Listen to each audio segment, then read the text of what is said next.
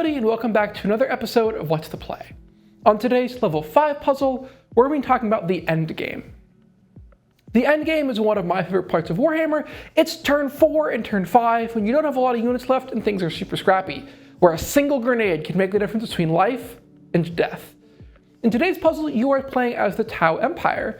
You have under your control one unit of Breachers here, one Riptide Battlesuit here, and one very wounded unit of 3 Pathfinders here.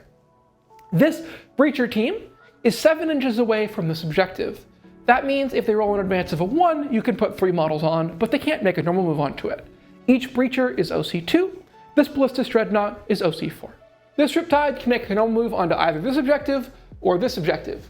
There's currently 3 Deathwing Knights on this objective, and your Riptide's OC4, and then there's 5 Scouts on this objective, and again, Riptide's OC4.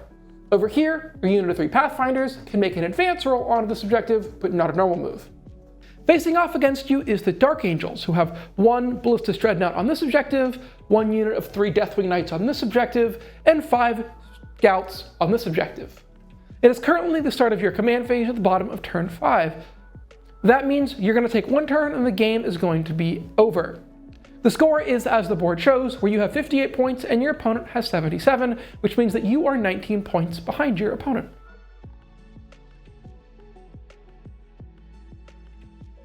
In your command phase, you have drawn 2 cards. You have drawn Recover Assets and Area Denial. You have a single command point. With all of these factors in mind, how do you win this game as safely as possible? I'm going to give you guys a little to think about it, and then I'm going to tell you the answer.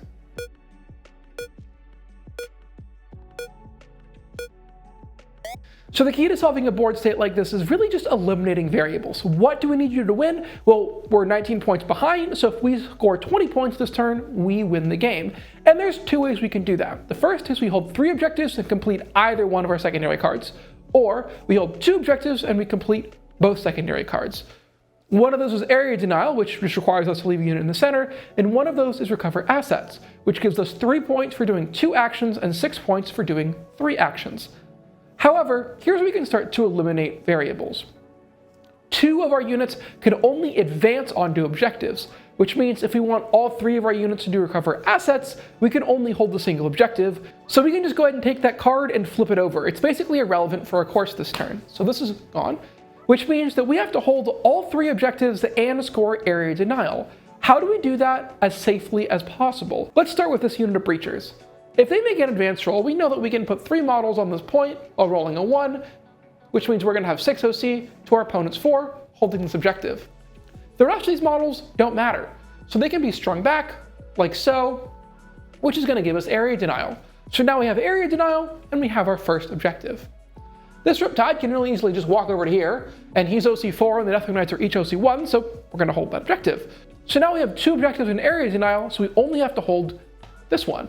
We can take our Pathfinders, and if they make an advance roll, we're going to put 3 OC onto this point to our opponent's 5, which isn't enough. However, our Riptide did make a normal move, and he's still eligible to shoot. So this is where things do get a little dicey, and there's going to be some endgame tension here, but more often than not, Riptide is going to kill 3 of 5 Scouts. That means our opponent is going to have 2 OC left on the objective to R3, so then we're going to hold all 3 objectives and Area Denial. There is one potential snafu here, and that is that the Pathfinders must pass a Battle Shock test, and that's where 1 command point is going to come in. Because we really need their OC, they can't afford to be OC0 and Battle Shock this particular turn, so we're going to go ahead and auto-pass that Battle Shock, so we're pretty much guaranteed to do this. I hope you guys enjoyed this puzzle. As always, if you have any questions, comments, or concerns, you can tag me in the What's the Play section of the Art of War Discord, and I'll be happy to answer any questions or comments that you may have. Until next time, have a great day.